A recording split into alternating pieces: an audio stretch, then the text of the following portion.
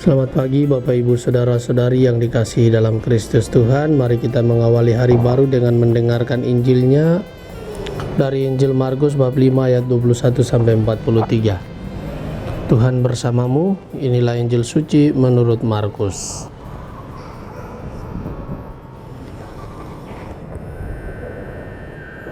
Sekali peristiwa setelah Yesus menyeberang dengan perahu, datanglah orang banyak berbondong-bondong lalu mengerumuni Dia.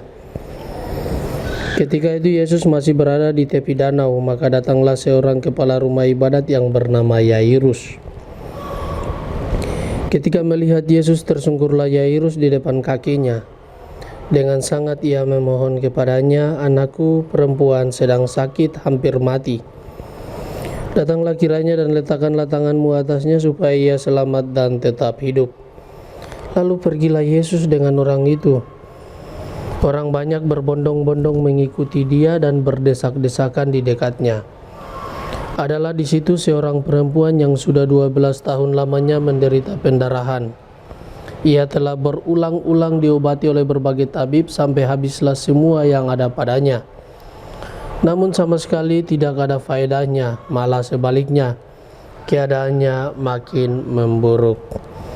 Dia sudah mendengar berita-berita tentang Yesus. Maka di tengah-tengah orang banyak itu ia mendekati Yesus dari belakang dan menjamah jubahnya. Sebab katanya, "Asal ku jamah saja jubahnya, aku akan sembuh." Sungguh, seketika itu juga berhentilah pendarahannya dan ia merasa badannya sudah sembuh dari penyakit itu. Pada ketika itu juga Yesus mengetahui bahwa ada tenaga yang keluar dari dirinya.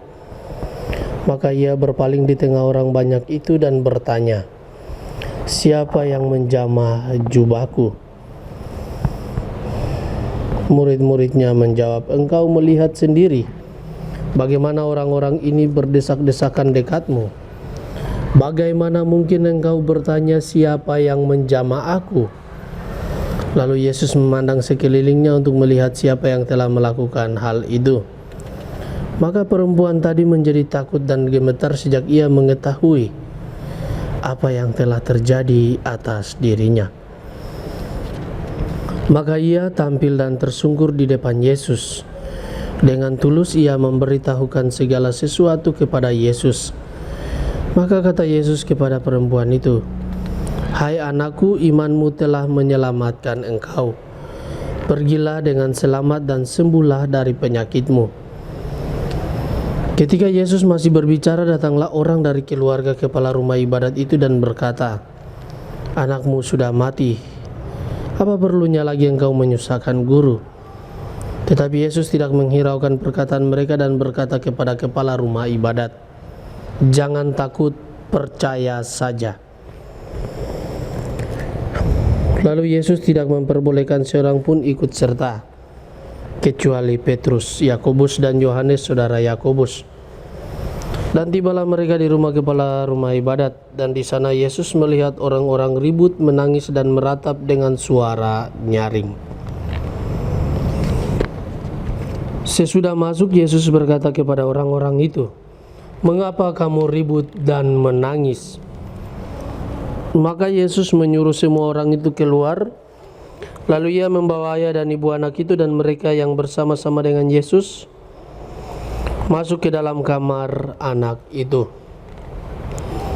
Lalu dipegangnya tangan anak itu, katanya, "Talita kum," yang berarti, "Hai anak, aku berkata kepadamu, bangunlah."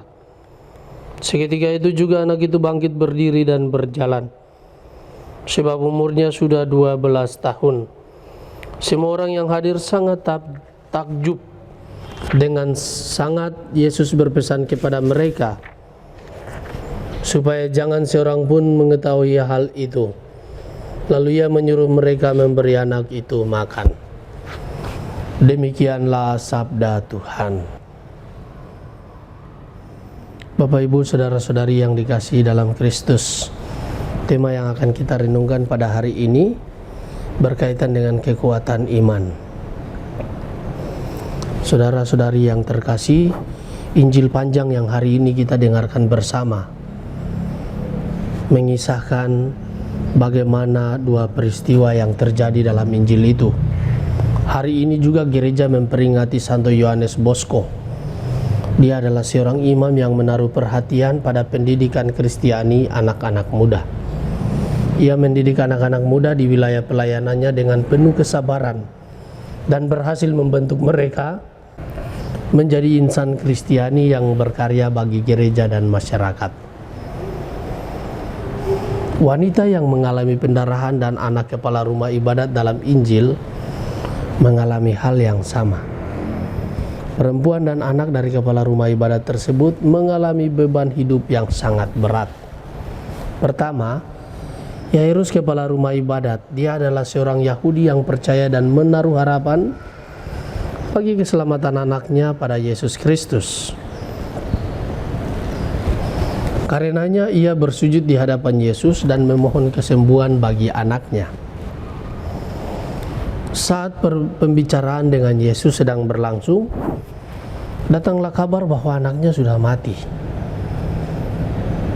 Tetapi kata Yesus kepadanya, "Jangan takut, percaya saja."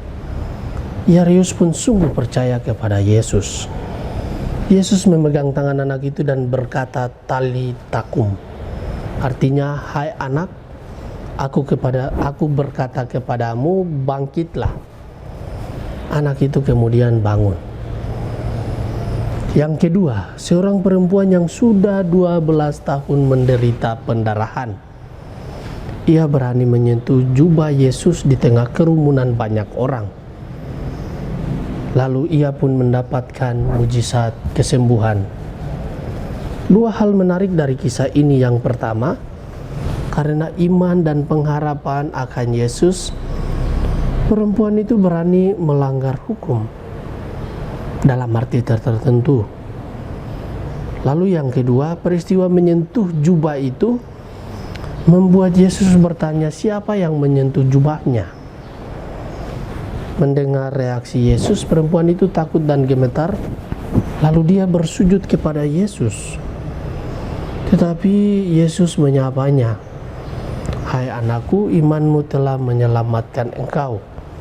Pergilah dengan selamat dan sembuhlah dari penyakitmu."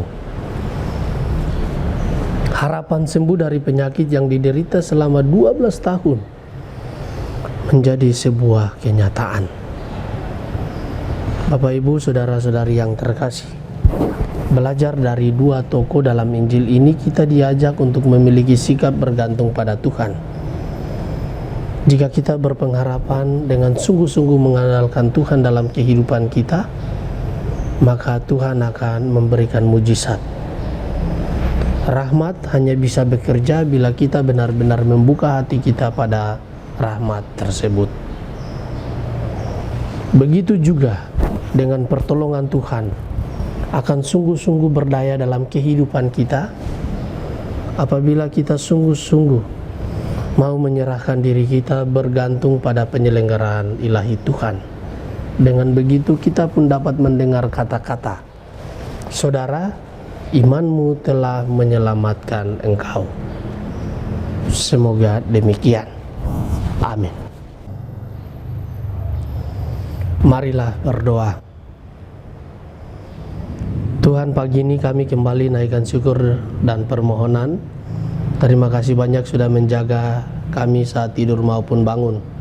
Terima kasih banyak untuk udara sejuk dan segar pagi ini. Bukalah mata hati kami di awal hari ini.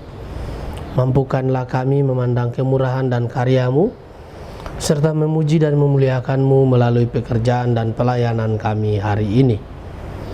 Bimbinglah kami selalu untuk menyadari kesalahan kami dan bertobat sehingga kami sungguh dengan rendah hati mau membuka hati dan siap menerima rahmat-Mu yang akan tinggal dalam hati kami.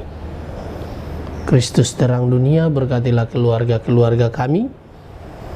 Jadikanlah kami alat kasih-Mu dan pantaskanlah kami menjadi hamba-Mu yang setia. Amin. Tuhan bersamamu. Semoga kita sekalian orang-orang yang kita kasih dan doakan aktivitas kita di hari ini dilindungi, dibimbing dan diberkati oleh Allah yang Maha Kuasa, Bapa dan Putra dan Roh Kudus. Amin.